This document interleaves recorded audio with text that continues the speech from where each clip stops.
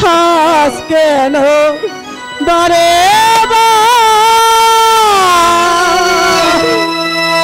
মনে চায় দেখি খড়িক তারা দেখি চাইয়া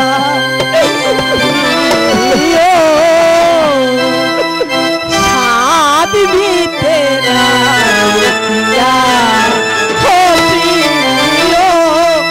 সাত মিটে না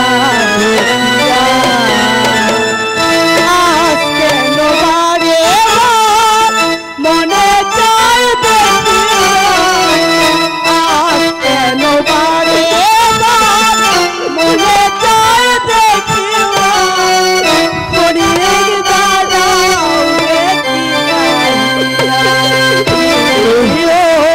সাত মিটে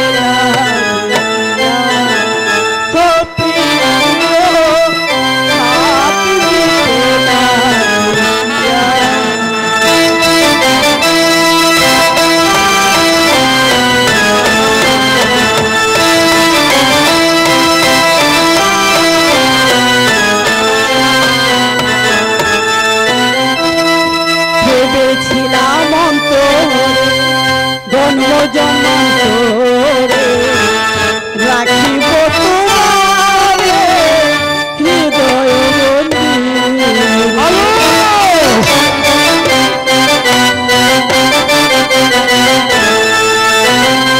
ভেবেছিলাম অন্তরে জন্ম জন্মান্তরে রাখিব সাবিরে হৃদয় মন্দিরে আজ তুমি চলে যাও একবার কইয়া যাও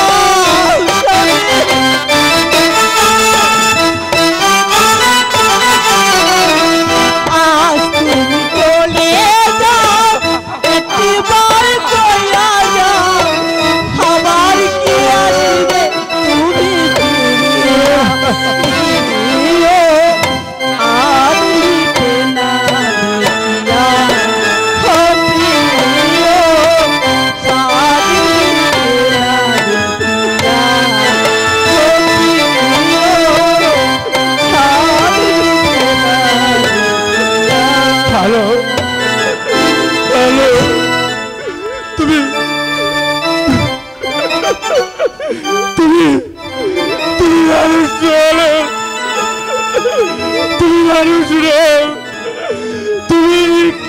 দেবতা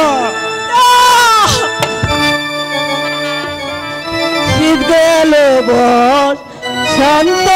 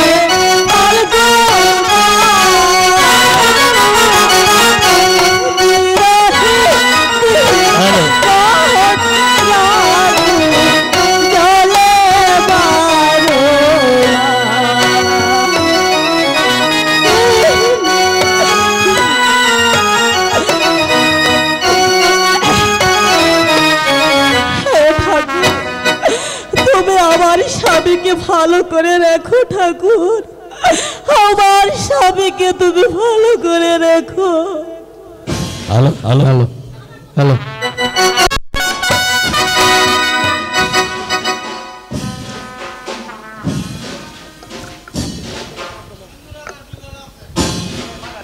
হ্যালো মন্ত্রী মহাশয়, যাবনা আজ আমার একমাত্র মেয়ে মা মীনা কুমারীর বিয়ে, সেই সম্বন্ধের জন্য শর্মা ঘটককে পাঠিয়েছিলাম, সে এখনো ফিরে আসছে না। প্রেম কুমারকে বর সাজিয়ে নিয়ে এর কারণ আমি কিছুতেই আমার মনে হয় অল্প কিছুক্ষণের মধ্যেই স্বর্ণ ঘটক প্রেম কুমারকে নিয়ে দরবারে হাজির হবে। যাবনা জয় হোক মহারাজের জয় হোক। আমি তাদেরকে সঙ্গে করে নিয়ে এসেছি মহারাজ। শর্মা ঘটক মহারাজ সব ঠিকঠাক মতো করেছেন তো? হ্যাঁ মহারাজ, যা বলেছেন সব ঠিকঠাক করে বলেছি। না আসুন যুবরাজ প্রেম কুমার, আসন গ্রহণ করুন। না, আমি বসতে আসিনি, আপনিই বসেন। কেন কেন বাবা, আসো, তুমি আসন গ্রহণ করো। গুরুজনকে রেখে আমার সে রাজপ্রাসাদে বসা হয়তো উচিত হবে না, তাই আপনিই রাজপ্রাসাদে বসুন। ঠিক আছে, শর্মা ঘটক বিয়ের কাজ সম্পন্ন করুন। হ্যালো এই কে আছিস? আমার মা মীনা কুমারীকে বধূ সেজে এখানে পাঠিয়ে দে।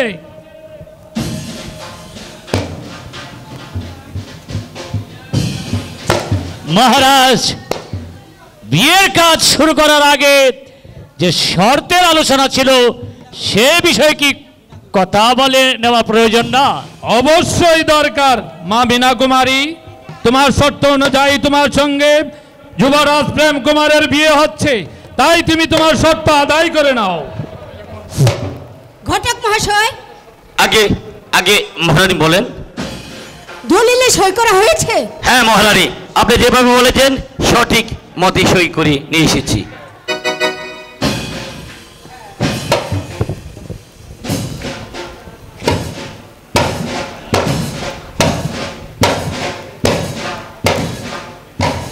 এখানে তো আপনার সই নেই। আমি তো সই দিতে পারি না। তাহলে টিপ সই দেন। ঠিক আছে।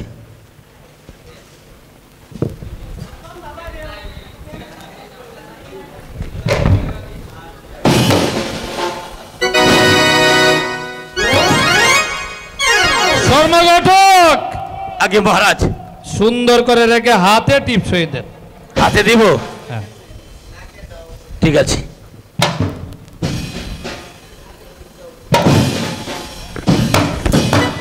আগে মহারাজ, মা মীনা কুমারী, এখন হয়েছে। এবার দেখে নাও। এবার সুন্দর করে তুমি দেখে নাও সব ঠিকঠাক আছে কিনা।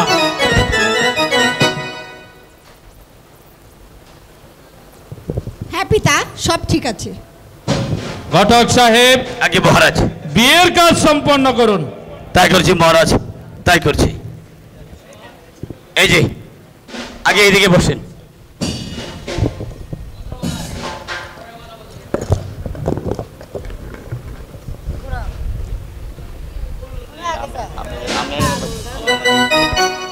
আগে মহারাজ, এটা ধরে একটু, এবার 7 পাক হবে।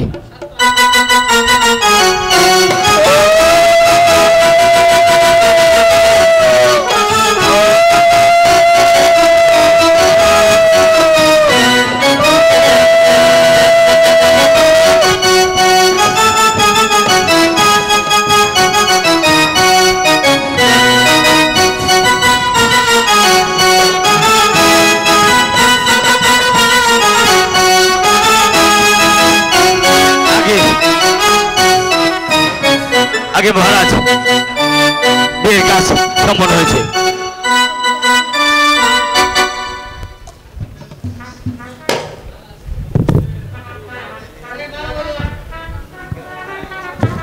আশীর্বাদ করি মা, তোমায় আশীর্বাদ করি।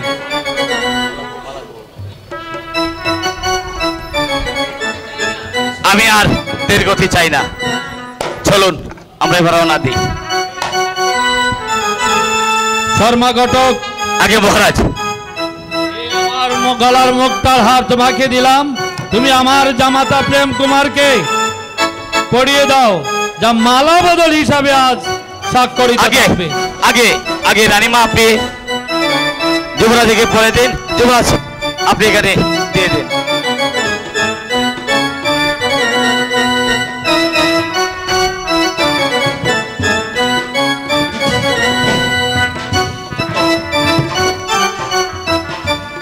দিন দিন পরিয়ে দিন। চালো চালো। মহারাজ, এখন ওনাদের যাবার আয়োজন করি গিয়ে আমরা। হ্যাঁ হ্যাঁ মন্ত্রী মহাশয়, আমার একমাত্র মা মীনা কুমারীর বিয়ে সম্পূর্ণ হয়েছে। আপনি তাদেরকে সুসম্পন্ন করে সঠিকভাবে তাদের পথ দেখিয়ে দিন, তারা যেন সঠিক এই রাজমহলে চলে যেতে পারে। তাই করছি মহারাজ। হে ভগবান, আজ আমার একমাত্র মেয়ে মীনা কুমারীর বিয়ে হয়ে গেছে, আমি একা হয়ে গেলাম। ভগবান তুমি আমার মেয়ের সহায় দেখো, তুমি আমার মেয়ের সহায় দেখো।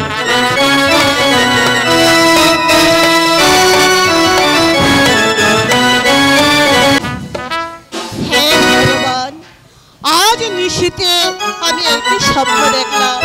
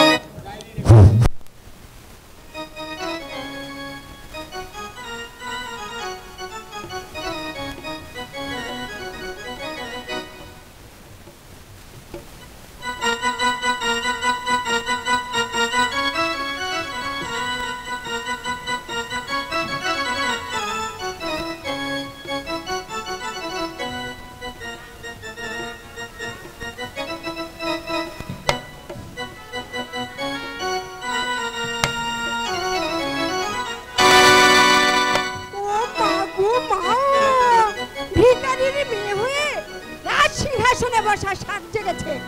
আই আই ভিখারিনী, নেমে পড় সিংহাসন থেকে। কেন বোন? আমার স্বামী সিংহাসনে আমার বলবার অধিকার আমার আছে। তোর স্বামীর সিংহাসন? ভিখারিনী কোথাকার, নেমে পড়। বোন, তুমি আমার সঙ্গে এসব ব্যবহার কেন করছো? আমি এসেছি আগে, তুমি এসেছো পরে। তুই আগে এসেছিস ঠিক আছে, কিন্তু তোকে তোকে আগে এনেছে আমার দাসী করার জন্য, আর আমাকে এনেছে রাজরানী করার জন্য। তাই ভালোই ভালোই বলছি, এই সিংহাসন থেকে তুই নেমে পড়। না, আমার স্বামী সিংহাসন থেকে আমি নামবো না। নামবি না? না। তবে রে জানি নামবি না। না। নামবি না? হ্যাঁ।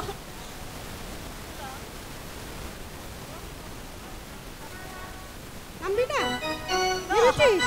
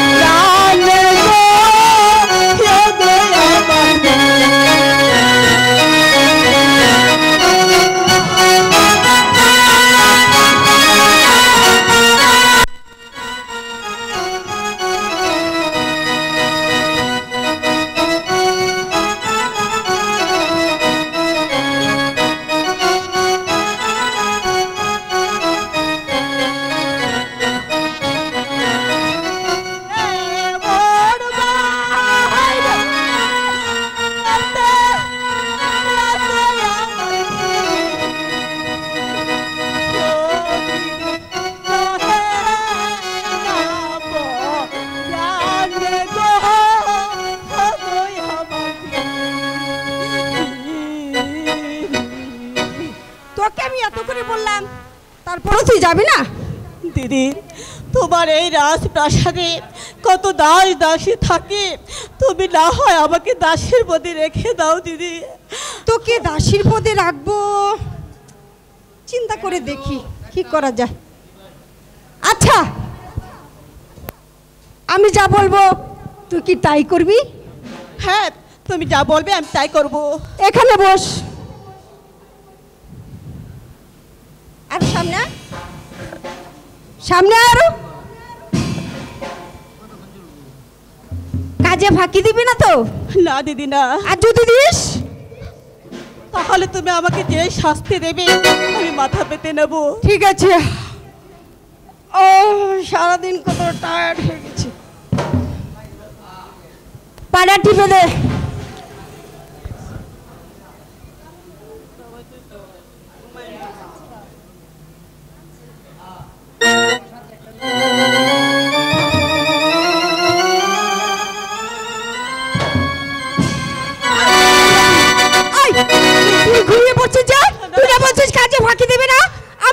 এখন আর ছাড়বো না। না দিদি, আর তোকে করবো যে না। কি করা যায়, কি করা যায়, কি করা যায়।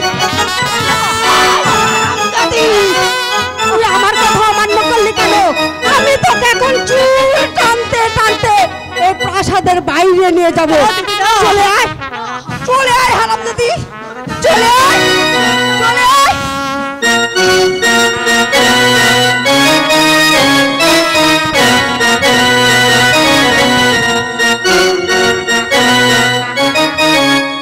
আয়, কে আছিস? দাসীকে পাঠিয়ে দে। আমাকে ডেকেছেন ছোট রানীমা? হ্যাঁ, এই নাও, এই চিঠিটা মহারাজকে দিয়ে বলবে মহারানী কক্ষে তাকে সাক্ষাৎ করতে বলেছে। ঠিক আছে ছোট রানীমা, আমি তাই করছি। শিগগিরই আসবে।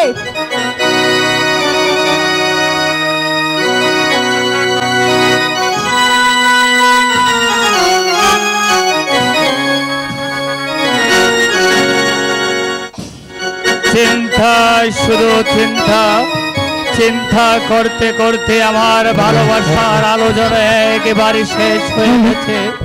আমার পদাদের মাঝে শুরু হয়েছে এক বিশৃঙ্খলতা।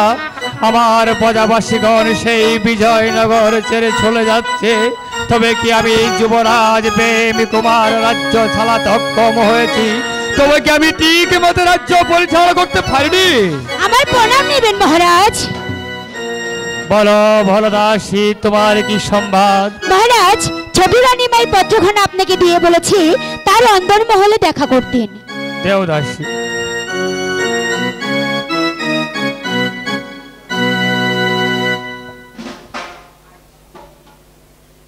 শোনো দাসী, বলুন মহারাজ। তোমাদের ছোট রানীকে গিয়ে বলবে। কি বলবো মহারাজ? তোমাদের ছোট রানীকে গিয়ে বলবে সে চেয়েছে আমার কাছে রাজ্য, আমি তাকে আমার অর্ধেকটা রাজ্য রেখে দিয়েছি। সে আমাকে চাইনি, আর কোনোদিন পাবেও না। ঠিক আছে মহারাজ, আমি এখনই যে ছোট রানীকে মেয়ে তাই বলছি। একই করলাম। মন্ত্রী মহাশয়ের কথা শুনে আমি মীনা কুমারীকে রাজপ্রাসাদের বেগম বানিয়েছি, কিন্তু মীনা কুমারী যেদিন থেকে সেই বিজয়নগরে রাজপ্রাসাদে এসেছে সেদিন থেকে যেন বিজয়নগরটাকে তুলবার শুরু হয়েছে। আমার মনে হচ্ছে আমার রাজ্য আর আমি চালাতে পারবো না।